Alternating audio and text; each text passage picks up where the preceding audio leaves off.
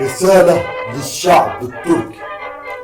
خسرتوا كتير، خسرتوا كتير لما نزلتم ضد العسكر في الميادين.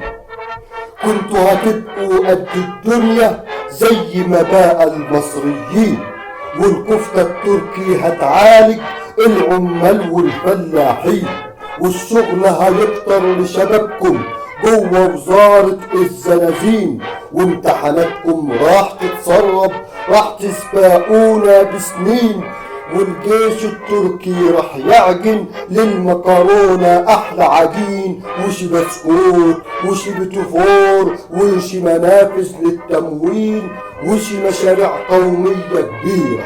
صبح على تركيا بريرة، والدولار أبو ريرتين بكرة يكون ب11 ريرة، وعاصمة الأنقرة جديدة بكرة كمان في اسطنبول، وتحاربوا تنظيم الدولة في شبه جزيرة أناضول، وهتهزموا جيش أمريكا وتغرقوا الأسطول، وهتشربوا أحلى هدية من الصرف الصحي يا بهلول، وأمك زينب راح تتبرع بحلقها وشوية فول.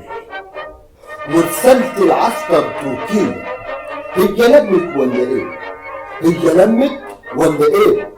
هو اي جيش يا بيه يعرف يعمل الانقلاب؟ والعبيد تقوم تهلل ويشيلوه فوق الرقاب؟ هو اي بتاع فاكرها بالسلاح تبقى ايزي؟ ولا اي حمار عالم فاكر نفسه زي سيسي؟ الانقلاب حرفة وصلعة، الانقلاب لازم له شيف زي جمعة يزرع في الجنود عقيدة اضرب في المليان بسرعة، مش يقروا بالهزيمة والسلاح مسكين زينة بعد سحتم بس تلقى الجنود لهدومها قلعة. الانقلاب مفهومية، مش يا دوب بندقية او يا دوب بيان وخطبة او زعيم كبير ورتبة، لا ده شيء لازم له جبهة للانقاذ تؤيد زي موسى والبرادعي وصباحي وعم سيد، مش معارضة طالعة رافضة حكم البيادات، رافضة ايتها حكومة جاية فوق الدبابات.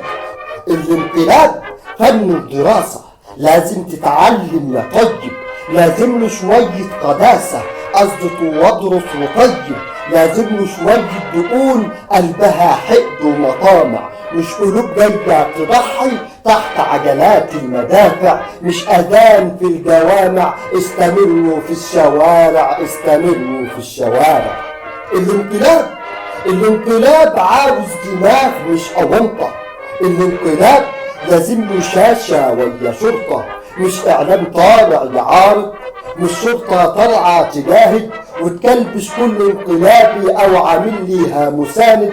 وقبل ما تعمل الانقلاب لازم تعمل 1000 أزمة، لازم كل الشعب يعيشها يضرب نفسه 60 جزمة، تقطع نوره معاه المية والبنزين كمان لعنية. بعد بيانك اطلع وافتح السكينة والحنفية وتكون عامل لك أغنية ومرتب مع 1000 غزية، بعد ما ترقص لك كرمها واجعلها أمة مثالية. 1000 خسارة يا تركيا، 1000 خسارة على تركيا.